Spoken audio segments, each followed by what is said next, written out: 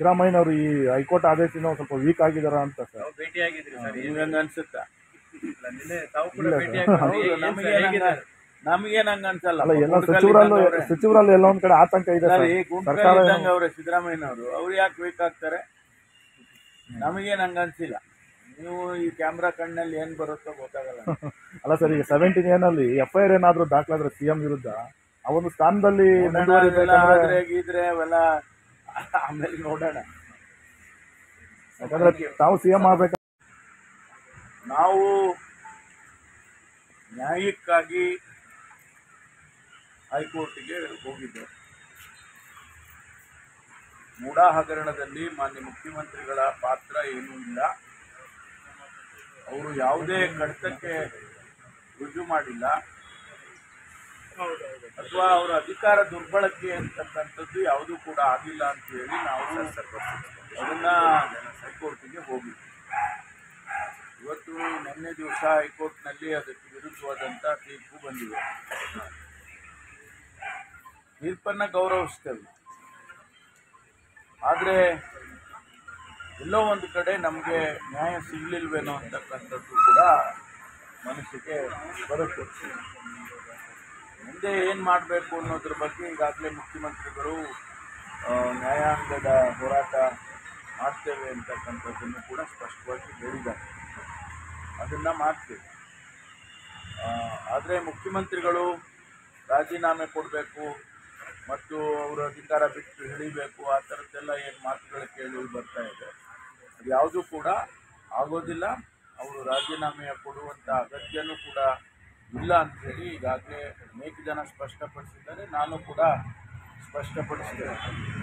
ಕಾರಣ ಏನು ಅಂತ ಹೇಳಿದರೆ, ನಾವು ಈಗ ಅಪೀಲ್ ಹಾಕ್ತಕ್ಕಂಥದ್ದು ಮತ್ತು ಮುಂದೆ ಹೋರಾಟ ನ್ಯಾಯಾಂಗದಲ್ಲಿ ಹೋರಾಟ ಮಾಡ್ತಕ್ಕಂಥದ್ದು ಇರೋದರಿಂದ ಅಂಥ ಅವಶ್ಯಕತೆ ಬರೋದಿಲ್ಲ. ಸಿದ್ದರಾಮಯ್ಯನವ್ರ ಮೇಲೆ ಇದುವರೆಗೂ ಒಂದೇ ಒಂದು ಬ್ಲ್ಯಾಕ್ ಮಾರ್ಕ್ ಇರಲಿಲ್ಲ. ಈಗ ಹೈಕೋರ್ಟ್ ಆದೇಶ ಕೊಟ್ಟಿರ್ತಕ್ಕಂಥ ಹಿನ್ನೆಲೆಯಲ್ಲಿ ದೊಡ್ಡ ಮಟ್ಟದ ಒಂದು ಕುಚ್ಚುಕ್ಕೆ ಆಯ್ತಾ ಅಂತ. ಎಂಥವರಿಗೂ ಕೂಡ 40-45 ವರ್ಷದ ರಾಜಕೀಯ ಜೀವನದಲ್ಲಿ ಯಾವುದೇ ರೀತಿಯಂಥ ಆಪಾದನೆಗಳು ಅವರಿಗೆ ಬರದೇ ಇರುವಾಗ ಇದನ್ನು ರಾಜಕೀಯ ದುರುದ್ದೇಶದಿಂದ ಏನು ಮಾಡಿದ್ದಾರೆ ಅದು ಎಂಥವ್ರಿಗೂ ಕೂಡ ಆ ಭಾವನೆ ಬರಲಿಕ್ಕೆ ಸಾಧ್ಯ. ಹೌದಪ್ಪ, ನನ್ನ ಜೀವನದಲ್ಲಿ ನಾನು ಇಷ್ಟುವರೆಗೂ ಶುದ್ಧವಾಗಿರ್ತೀನಿ, ನನಗೆ ಯಾವುದೇ ಕೂಡ ಆಪಾದನೆ ಇಲ್ಲ ನನ್ನ ಮೇಲೆ, ಆದರೆ ಇದನ್ನು ಮಾಡಿದ್ದಾರೆ ಅನ್ನುವಂಥ ಮನಸ್ಸಿಗೆ ಅವರಿಗೆ ನೋವಾಗೋದು ಸಹಜ. ಅದನ್ನು ನಾವು ಹೋರಾಟ ಮಾಡಬೇಕಲ್ಲ. ರಾಜಕೀಯ ಉದ್ದೇಶದಿಂದ ಇದನ್ನು ಮಾಡಿದ್ದಾರೆ ಅನ್ನೋದನ್ನು ಜನಸಮುದಾಯಕ್ಕೆ ತೋರಿಸ್ಬೇಕಾಗುತ್ತೆ. ಆ ಕೆಲಸ ಮಾಡ್ತೀವಿ. ಇಲ್ಲಿ ಫಲಾನುಭವಿ ಇರುವಾಗ ತನಿಖೆ ಅಗತ್ಯತೆ ಇದೆ ಅಂತ ಇದು ಮಾಡೋದ್ರಲ್ಲಿ ನಾವು ಇವತ್ತು ಅವ್ರು ತೀರ್ಪು ಕೊಟ್ಟಿದ್ದಾರೆ. ಅದರ ಬಗ್ಗೆ ಪ್ರಶ್ನೆ ಮಾಡೋದನ್ನು ಕೋರ್ಟಲ್ಲಿ ಡಬಲ್ ಬೆಂಚಲ್ಲಿ ಮಾಡ್ತೀವಿ. ಇದು ಬೇರೆ ವಿಚಾರ. ಆದರೆ ಮುಖ್ಯಮಂತ್ರಿಗಳನ್ನು ಅವರೇ ಹೇಳಿದ್ದಾರೆ ಬೇರೆ ಬೇರೆ ವಕೀಲರು ಆರ್ಗ್ಯುಮೆಂಟ್ಗಳು ಮಾಡುವಂಥ ಸಂದರ್ಭದಲ್ಲಿ ಮಾನ್ಯ ನ್ಯಾಯಾಧೀಶರೇ ಹೇಳಿದ್ರು, ಏನ್ರಿ ಇದರಲ್ಲಿ ಮುಖ್ಯಮಂತ್ರಿಗಳ ಪಾತ್ರ ಏನಿದೆ ಅನ್ನೋದನ್ನು ಹೇಳಿ, ನೀವು ಯಾರು ಹೇಳ್ತಾ ಇಲ್ವಲ್ಲ ಅಂತ ಹೇಳಿ ಅವರೇ ಹೇಳಿದರು. ಅದ್ರ ಬಗ್ಗೆ ಒಂದೇ ಒಂದು ಶಬ್ದ ಇಲ್ಲ. ಮುಖ್ಯಮಂತ್ರಿಗಳ ಪಾತ್ರ ಏನು ಅನ್ನೋದನ್ನು ಅವರು ಹೇಳಬೇಕಲ್ಲ ಜಡ್ಜ್ಮೆಂಟಲ್ಲಿ, ಅದು ಎಲ್ಲೂ ಕಾಣಲಿಲ್ಲ. ಆದ್ದರಿಂದ ನಾವು ಅಲ್ಲಿ ಅಬ್ಸರ್ವೇಷನ್ ಮಾಡಿರೋದೇ ಬೇರೆ, ಇಲ್ಲಿ ನಮಗೆ ಬಂದಿರತಕ್ಕಂಥ ತೀರ್ಪೇ ಬೇರೆ ಅನ್ನುವಂಥ ಅರ್ಥ ಬರ್ತಾ ಇದೆ.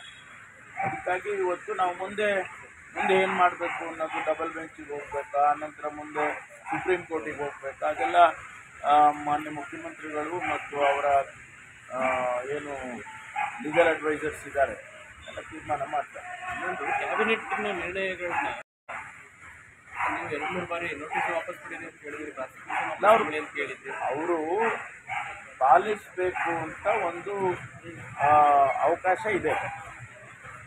he has to listen to the advice of the council of ministers ಅಂತ ಇದೆ. ಅದು ಹೇಳಿದ ಮೇಲೆ ಇನ್ನೊಂದು ರೈಡರ್ ಹಾಕಿದ್ದಾರೆ ಅವರ ವಿವೇಚನೆಯೂ ಕೂಡ ಯೂಸ್ ಮಾಡ್ಬೋದು. ಆದರೆ ವಿವೇಚನೆ ಯೂಸ್ ಮಾಡುವಾಗ ಅದಕ್ಕೆ ಎಕ್ಸ್ಪ್ಲನೇಷನ್ ಕೊಡಬೇಕಾಗುತ್ತೆ, ಜಸ್ಟಿಫಿಕೇಶನ್ ಕೊಡಬೇಕಾಗುತ್ತೆ ಅಂತಲೂ ಹೇಳಿದ್ದಾರೆ. ಅದೇನು ಕಾಣಿಸ್ತಾ ಇಲ್ಲ. ಆಮೇಲೆ ಈ ಹ್ಯಾಸ್ ಅಪ್ಲೈಡ್ ಇಸ್ ಮೈಂಡ್. ಈಗ ನಮ್ಮವರು ಆರ್ಗ್ಯುಮೆಂಟ್ ಮಾಡುವಾಗ, ಅಭಿಷೇಕ್ ಸಿಂಘ್ವಿ ಅವರು ಆರ್ಗ್ಯುಮೆಂಟ್ ಮಾಡುವಾಗ governor has not applied is mind ಅಂತ ಹೇಳಿದ್ದಾರೆ. ಆದರೆ ಜಡ್ಜ್ಮೆಂಟಲ್ಲಿ ಅವರು ಅದನ್ನ ಇಲ್ಲ, applied is mind in all seriousness ಅಂತ ಹೇಳ್ಕೊಂಡಿದ್ದಾರೆ. ಅಂದರೆ ಕಾಂಟ್ರಡಿಕ್ಷನ್ಸ್ ಹೇಗಾಗ್ತದೆ ಅನ್ನೋದನ್ನು ನೋಡಬೇಕಾಗುತ್ತೆ. ಅದರಿಂದ ನಮಗೆ ಖಂಡಿತವಾಗಿ ನ್ಯಾಯ ಸಿಕ್ಕಿಲ್ಲ, ಸಮಾಧಾನ ಅಂತೂ ತಂದಿಲ್ಲ ಅಂತಕ್ಕಂಥ ಮಾತನ್ನು ನಾನು ಕೂಡ ಹೇಳೋದಕ್ಕೆ ಬಯಸ್ತೀನಿ. ಇವತ್ತು ಜನಪ್ರತಿನಿಧಿ ನ್ಯಾಯಾಲಯದಲ್ಲೂ ಕೂಡ ಇದು ಯಾರು ತನಿಖೆ ಮಾಡಬೇಕು ಅಲ್ಲಿ ಏನು ನಿರೀಕ್ಷೆ ಇದೆ ಗೊತ್ತಿಲ್ಲ. ಅದು ಜಡ್ಜ್ಮೆಂಟ್ ಏನು ಬರುತ್ತೆ, ಅಲ್ಲೂ ಹಿಂಗೆ ಆದರೆ ನಾವೇನು ಮಾಡೋದು? ಅದನ್ನು ನಮಗೆ ವಿಶ್ವಾಸ ಇದೆ, ನ್ಯಾಯಯುತವಾಗಿ ಅದು ಜಡ್ಜ್ಮೆಂಟ್ ತೀರ್ಪು ಬರುತ್ತೆ ಅಂತ ವಿಶ್ವಾಸ ಇದೆ. ಈಗ ಬೇರೆ ಸಚಿವರ ಮೇಲೂ ಕೂಡ ಕಂಪ್ಲೇಂಟ್ ಆಗಿದೆ ಈ KDP ವಿಚಾರಕ್ಕೆ ಸಂಬಂಧಪಟ್ಟಂತೆ.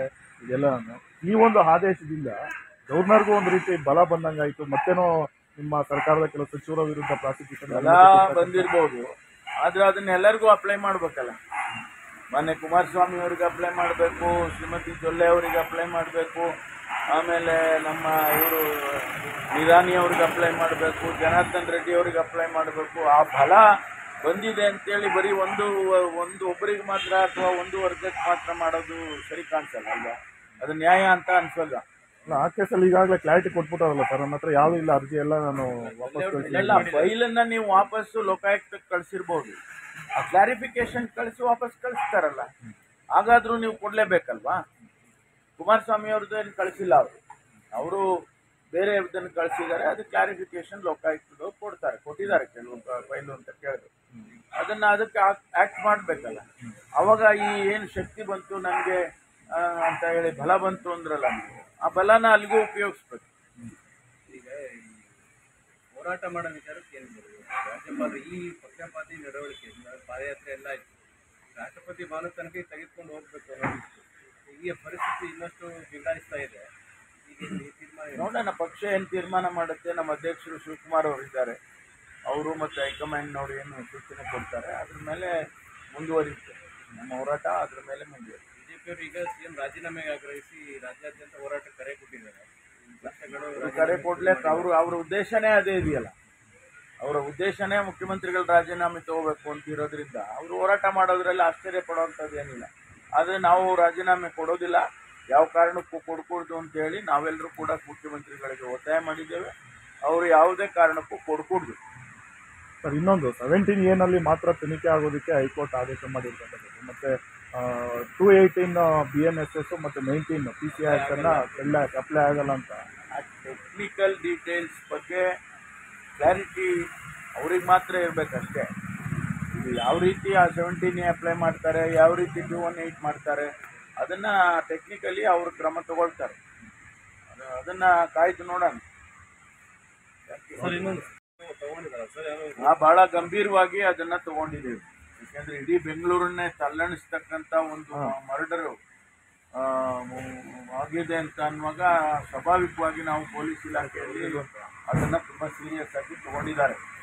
ಈಗಾಗಲೇ ಒಬ್ಬ ವ್ಯಕ್ತಿಯನ್ನು ಒಡಿಶಾದಲ್ಲಿ ಇದ್ದಾನೆ ಅಂತ ಹೇಳಿ ಗುರುತು ಹಚ್ಚಿ ಅದನ್ನು ಹಣೆ ಮಾಡಿದ್ದಾನೆ ಅಂತ ಒಂದಿಷ್ಟು ಮಾಹಿತಿಗಳನ್ನು ಕಲೆ ಹಾಕಿದ ಮೇಲೆ ಪೊಲೀಸ್ನವರು ಈಗ 3-4 ಟೀಮ್ ಮಾಡಿ ಅಲ್ಲಿಗೆ ಕಳಿಸಿದ್ದಾರೆ. ಆ ವ್ಯಕ್ತಿ ಅಲ್ಲಿ ಇಲ್ಲಿ ಓಡಾಡ್ತಾ ಇದ್ದಾನೆ ತಪ್ಪಿಸ್ಕೊಂಡು ಅಂತ ಹೇಳಿ ಮಾಹಿತಿ ಇದೆ. ಅದನ್ನು ಅವನನ್ನು ನಾವು ಸೆಕ್ಯೂರ್ ಮಾಡಿದ ಮೇಲೆ, ಅರೆಸ್ಟ್ ಮಾಡಿದ ಮೇಲೆ ಆಮೇಲೆ ಗೊತ್ತಾಗ್ತದೆ ವಿಚಾರಗಳು. ಒಂದಿಬ್ಬರನ್ನ ಕಸ್ಟಡಿ ತೊಗೊಂಡಿದ್ದಾರೆ, 2-3 ಜನ ತೊಗೊಂಡಿದ್ರು. ಅದರಲ್ಲಿ ಇವ್ರದ್ದು ಹೆಚ್ಚು ಎವಿಡೆನ್ಸಸ್ಗಳು ಅಥವಾ ಮಾಹಿತಿಗಳ ಆಧಾರದ ಮೇಲೆ ಇವರು ಆ ವ್ಯಕ್ತಿನೇ ಇನ್ವಾಲ್ವ್ ಆಗಿದ್ದಾನೆ ಅನ್ನೋ ಒಂದು ಸಂದೇಹ ಬಂದಿದೆ. ಅದರಿಂದ ಅವನನ್ನು ಸೆಕ್ಯೂರ್ ಮಾಡೋದಕ್ಕೆ ಪ್ರಯತ್ನ ಮಾಡ್ತಾ ಇದ್ದಾರೆ. CM ನಿನ್ನೆ ತೀರ್ಪು ಬಂದಮೇಲೆ 2 ಸರಿ ನಾನು ರಾಜೀನಾಮೆ ಕೊಡೋದಿಲ್ಲ ಅಂತ ಹೇಳಿದ್ದಾರೆ. ಅದೇ ಇನ್ನು ಪಕ್ಷದ ಒಳಗೆ ಏನಾದರೂ ಒತ್ತಡಗಳಿದಾವೆ ಸರ್? ಒಳಗೇನು ಒತ್ತಡ ಅಲ್ಲ, ಭಾರತೀಯ ಜನತಾ ಪಾರ್ಟಿಯವರು ರಾಜೀನಾಮೆ ಕೊಡಬೇಕು ಅಂತ ಅವರೆಲ್ಲ ಹೇಳ್ತಾ ಇದ್ದಿದ್ದಕ್ಕೆ ಅದಕ್ಕೆ ಉತ್ತರ ಕೊಟ್ಟಿದ್ದಾರೆ. ನಮ್ಮಲ್ಲಿ ಯಾವುದೇ ಅಂತಹ ವ್ಯತ್ಯಾಸಗಳಾಗಲಿ ಆ ಭಾವನೆಗಳಾಗಲಿ ನಮ್ಮ ಪಕ್ಷದ ಒಳಗಡೆ ಯಾರಿಗೂ ಕೂಡ ಇಲ್ಲ. ಬಳಿಕ ಹೈಕಮಾಂಡ್ ನಿಲುವು ಸೇಮ್ ಇದೆ ಸರ್. ಹೌದು, ಈಗ ವೇಣುಗೋಪಾಲ್ ಅವರು ಹೇಳಿದಾರಲ್ಲ ನಿನ್ನೆ ದಿವಸ, ಸುರ್ಜಿವಾಲಾ ಅವರು ಹೇಳಿದ್ದಾರೆ ಹೈಕಮಾಂಡ್ ಇಸ್ ವಿತ್ ಯು ಅಂತ ಹೇಳಿ ಸ್ಪಷ್ಟವಾಗಿ ಹೇಳಿದ್ದಾರೆ. Nandini, Bharat news TV, Mysuru.